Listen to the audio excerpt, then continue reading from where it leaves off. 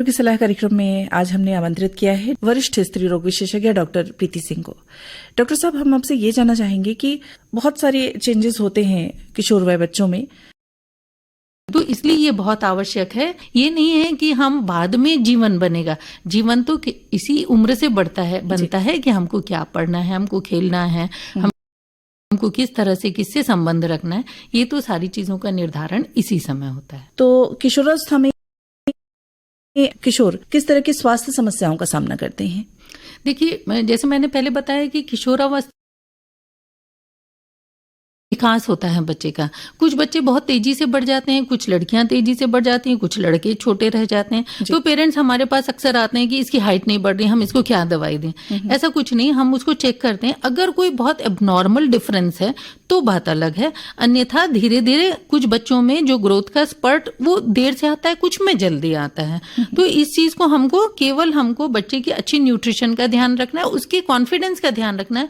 जैसा भी शारीरिक बनावट जीन्स के द्वारा निर्धारित है तो वो उसको वैसे हमको स्वीकार करना चाहिए। कभी कभी हो सकता है कुछ हार्मोन्स की गड़बड़ियां हो, तो उस दिशा में अगर वैसी कोई स्थिति हो रही है तो डॉक्टर के पास जाएं, तो डॉक्टर उनकी जांच करेंगे। अगर कोई अनियमितता दिखाई देती है तो डॉक्टर उसके बारे में आगे कुछ भी करेंगे, लेकिन बेवजह भ्रामक विज्ञापनों या भ्रामक ट्रीटमेंट की दिशा में ना आए।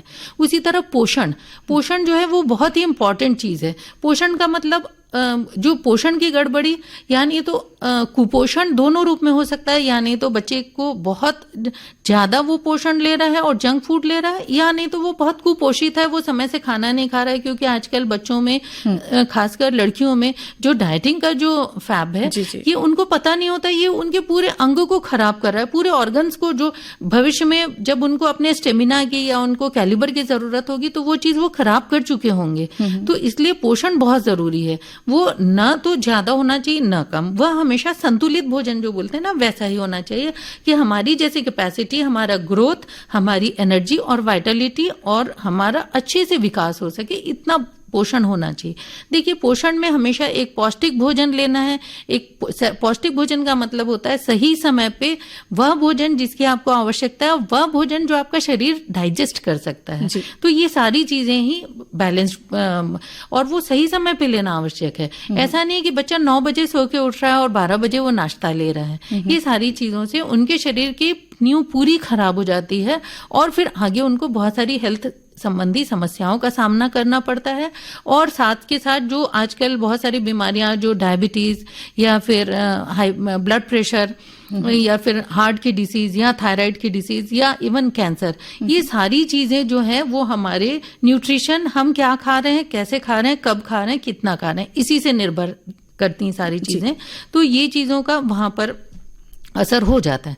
अगर पोषण अच्छा नहीं ले रहे हैं, डाइट कर रहे हैं, बहुत हो सकता है आप एनीमिक हो जाएं, आपकी हड्डियां कमजोर हो जाएं, आपकी मसल्स कमजोर हो जाएं, और फिर बाद में जब ये आपने ग्रोथ का समय आपका चला गया तो ये कभी भी ठीक नहीं हो पाएगा। और ये हमेशा याद रखिए, पोषण हमेशा अच्छे खाने से आता है, दवाइयों से पोषण नहीं आता है, वो केवल सप्लीमेंट होती हैं। तो इसलिए पोषण का ध्यान रखना है, अपना डाइजेस्टिव सिस्टम, सही समय पे टॉयलेट जाना। दूसरी चीज रूटीन का ध्यान रखना है, जैसे जो बोलते हैं कि early to bed and early to rise. ये आज की डेट में मैं यहाँ बोल रही हूँ तो आपको बच्चों को लगेगा कि ये ओल्ड टाइम सेइंग्स हैं, लेकिन जब आप समझेंगे आपके अनियमित जीवनचर्या का आपके हेल्थ पे क्या प्रभाव पड़ा है, और जब तक आपको पता लगेगा तब तक आप अपना नुकसान कर चुके रहेंगे। इसलिए ये हमेशा ये अच्छी हैबिट में रखें कि आपको मोबाइल का यूज जो भी है लंबा यूज नहीं करना है, स्क्रीन टाइम लंबा नहीं करना चाहिए। आपको जो भी बातें करना, आप मित्र के पास चले जाइए, आप हैव गुड क्वालिटी टाइम, लेकिन मोबाइल से गलत जानकारियां लेना बहुत ही खराब है, आंखों के लिए खराब है, आपके बैकबोन के लिए खराब है, लंबे समय आपको स्क्रीन पे रहना। और फिर अगर आपका रूटीन ठीक नहीं हो तो हमारे मेलेटोनिन जो होते हैं, जो हमारे बॉडी की हीलिंग के लिए जो तत्व होते हैं, ये इससे बॉडी, जब हम सोते हैं तो रात के अंधेरे में मेलेटोनिन होता है जिससे हमारी बॉडी की से सारे टॉक्सिन्स निकलते हैं। अगर हम सो ही नहीं रहे तो क्या होगा? सुबह को हमको विटामिन D3 मिलता है, जो बोलते हैं जो तेज मिलता है, सुबह का तेज तेज मिलता है। उस टाइम पे हमारा बच्चा अगर बिस्तर पे है तो उसको वो तेज कहाँ से मिलेगा? और तेज का मतलब केवल व्यक्तित्व की बात नहीं कर रही हूँ मैं केवल यहाँ प्योरली हेल्थ की बात कर रही हूँ, क्योंकि आजकल हिंदुस्तान जैसे देश में जहाँ सूर्य इतना तेज रहता है, वहां 100 में से कम 75 लोगों के शरीर में विटामिन डी की डिफिशियंसी की कमी है, जिससे बोन्स का और शरीर के सभी अंग जिसके द्वारा काम करते हैं। तो इसलिए रूटीन बहुत सही रखना है। दूसरी चीज सेक्सुअल डेवलपमेंट होता है इस समय बॉयज और गर्ल्स का, जिसमें मानसिक और शारीरिक दोनों तरह के परिवर्तन आते हैं।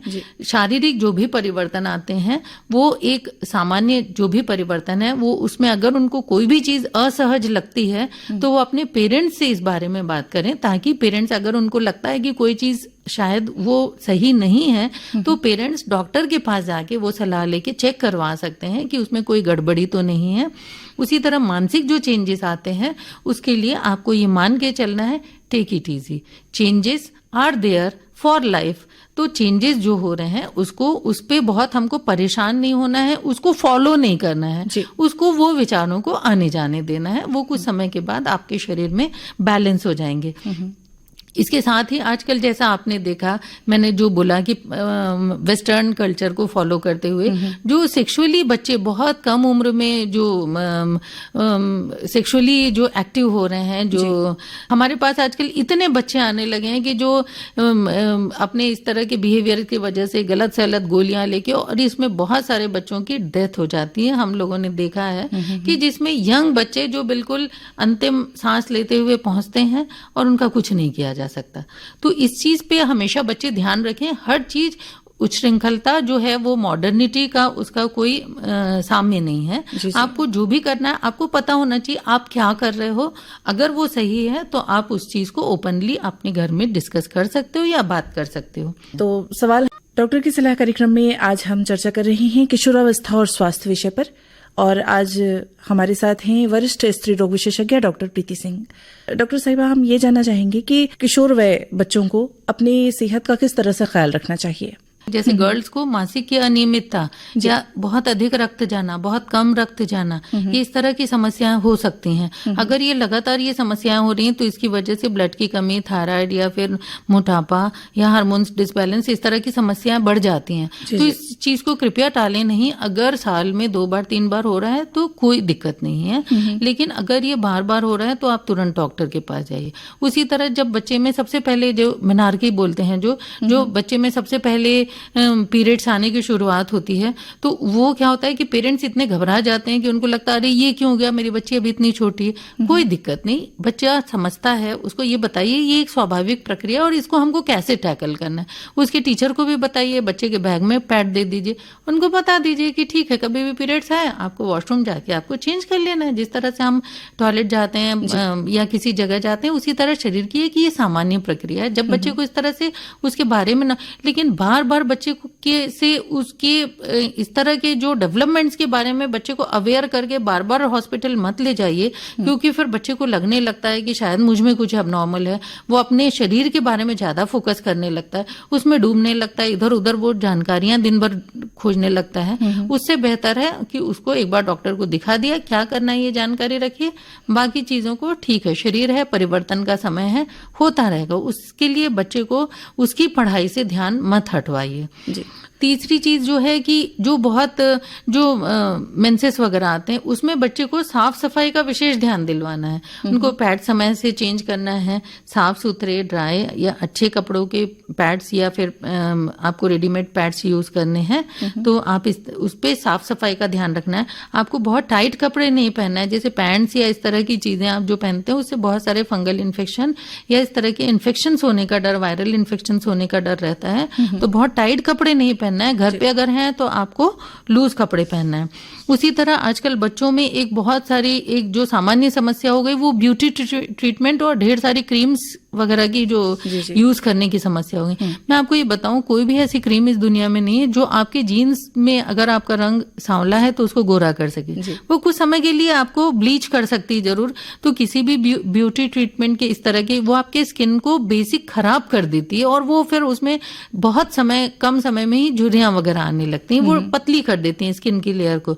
तो ये सब के चक्कर में ना पड़े। अगर कोई अबनॉर्मल पिगमेंटेशन है या कोई आपको मुहासे आ रहे हैं तो आप उसके लिए डॉक्टर के पास जाके सही दवाई ले सकते हैं और ये बहुत ही आसानी से ठीक होने वाली समस्या है। बहुत ज्यादा एक्ने हो रहे हैं, अगर पक जा रहे हैं तो आपको बहुत आसानी से डॉक्टर उसकी दवाई दे देंगे। जी। जो हेयर ट्रीटमेंट आजकल बच्चे करवाते हैं, परमानेंट डाइज या स्ट्रेटनिंग, ये सारी चीज़ों में जो केमिकल्स यूज होते हैं उसमें से ब्रेस्ट कैंसर और सर्वाइकल गर्भाशय के कैंसर के चांसेस बहुत ज़्यादा रहते हैं। तो इसलिए इस तरह की ब्यूटी ट्रीटमेंट बिल्कुल नहीं करना है। कभी कभी लड़कियां भी अपने डेवलपमेंट के लिए कुछ गलत सलत क्रीम्स का उपयोग करती हैं ब्रेस्ट डेवलपमेंट वगैरह के लिए, ये उनके शरीर में ब्रेस्ट कैंसर को जन्म देता है।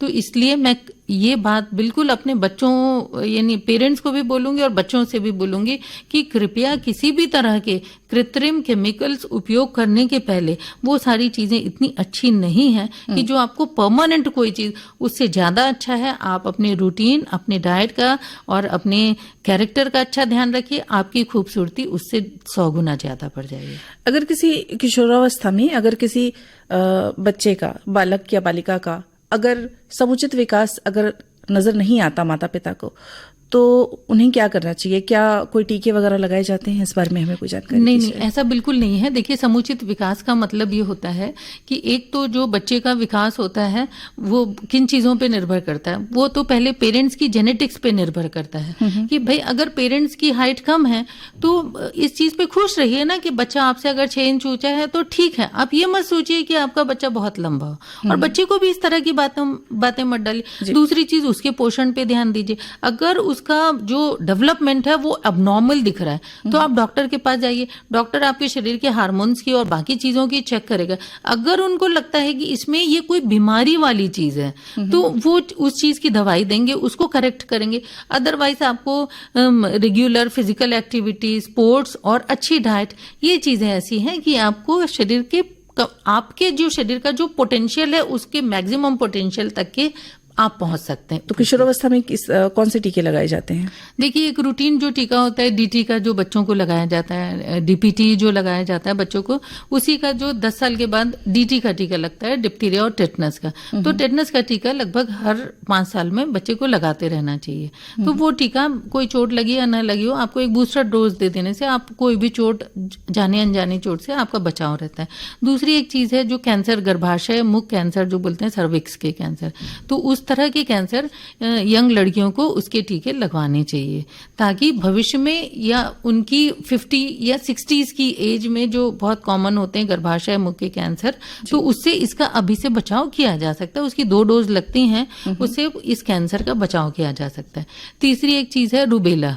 रूबेला एक तरह का इन्फेक्शन है, वायरल इन्फेक्शन है, जिसकी वजह से प्रेगनेंसी, गर्भपात होने की संभावना रहती है।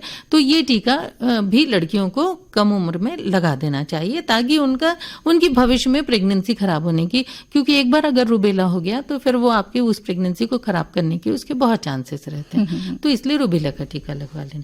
साथ ही जैसे फैमिली हिस्ट्री है कि जैसे आपके पेरेंट्स को कोई बीमारी है जो सामान्य तौर पर अनुवांशिक है, अनुवांशिक बीमारी, और साथ में आप वही उसी वातावरण में रह रहे हैं, वही खाना खा रहे हैं। अगर आपके पेरेंट्स कोई गलत खाना खा रहे हैं, खाना खाने का पैटर्न गलत है, बच्चा भी वही खा रहा है, एक तो वो उसके में अनुवांशिकता वो बहुत ज्यादा है, फिर वो वही गलत रूटीन पे रह रहा है, प्लस पॉल्यूटेंट्स और अभी की लाइफस्टाइल, तो वो बच्चों को जो बीमारी जो पेरेंट्स को 50 या 60 साल की उम्र में होती थी, वो अब आजकल बच्चों को वो 30 साल में होने लगी है, या फिर 20 साल में हार्ट अटैक्स आने लगे। तो अगर मान लो BP, sugar, thyroid, heart disease, ये इस तरह की कोई भी बीमारियां हैं जो बच्चे को आनी ही आनी है। अगर एक पेरेंट को है तो फिर चांसेस हो सकते हैं, लेकिन अगर दोनों पेरेंट्स के तो आप मान के चलिए वो बीमारी आपको होनी ही होनी है। तो उस बीमारी के संदर्भित जो अपनी कंट्रोल व्यवस्थित जीवन शैली अगर हम अपनाएं तो वो बीमारी, एक तो हमारे शरीर, क्योंकि बीमारी एक बार आई तो फिर वो आप कि वो हो गई स्टैंपिंग, तो उससे पहले आप वो सही जीवन शैली को रखें जिससे वो बीमारी आपसे दूर दूर दूर होती जाए। यानी आप अगर 20 साल में हैं तो वो आपको लगे कि 25 साल तक तो नहीं होगी, 25 साल में तो 35, इस तरह से वो अगर लेट एज में होती है तो फिर उसका इस तरह से बचाव किया जा सकता है। साथ ही जैसे कुछ कैंसर्स होते हैं, जैसे मान लो मदर या उनकी फैमिली में, मदर या मौसी या नानी उनकी फैमिली में यदि ब्रेस्ट कैंसर है ना, या नहीं तो फिर कोलोन, कुछ इस तरह के जेनेटिक कैंसर होते हैं, या ओवरी का कैंसर है, तो ये सारी चीजें जेनेटिकली बच्चे को ट्रांसमिट हो सकती हैं। तो उसके लिए अगर मदर को कोई कैंसर हुआ है तो वो डॉक्टर के पास जाए अगर, तो डॉक्टर उसको गाइड करेंगे कि कौन कौन सी टेस्ट करवानी है जिससे हमको पता लग सके कि आप उस कैंसर के लिए कितने आपको होने के चांसेस हैं, ताकि बच्चा जो है वो समय समय पर, फिर हम उसको चार्ट बना के देते हैं कि आपको ये टेस्ट हर साल में एक बार करवाना है या हर 5 साल में एक बार करवाना है। तो उस तरह से आप अपना फॉलो अप रख सकते हो ताकि अर्लीस्ट कोई भी सिम्टम आने पर आपकी वो बीमारी पकड़ के उसका तुरंत बहुत छोटे तरीके से उसका इलाज किया जा सके। डॉक्टर साहब, हम आपसे ये जानना चाहेंगे कि बहुत सारे चेंजेस होते हैं किशोर वय बच्चों में, पर अभिभावक कई बार उनसे अनजान रहते हैं, उनकी समस्याओं से, कि वो किस तरह की समस्याओं से जूझ रहे हैं। तो कैसे वो पहचाने कि हमारा बच्चा किसी समस्या में है? देखिए, आपने बहुत अच्छी बात बोली। इसमें इसका ये है कि एक तो अगर बच्चा आपको जरा भी वो उसमें कोई भी परिवर्तन दिख रहे हैं तो आप उसको समझने का प्रयास कीजिए कि ये परिवर्तन सामान्य है या असामान्य है, चाहे उसके शारीरिक परिवर्तन हो या फिर उसका व्यवहार में परिवर्तन हो या फिर उसका पढ़ाई में मन लग पा रहा है नहीं लग पा रहा है। तो हमेशा इस चीज को ध्यान दीजिए कि बच्चा कुंठित तो नहीं हो रहा है, कि उसके साथ कोई ऐसी घटना तो नहीं हो रही कि जो व्यक्त भी नहीं कर पा रहा है। और वो तो सबसे पहले तो पेरेंट्स को ये चाहिए, क्योंकि बच्चा कभी भी स्वतः आके नहीं बताएगा।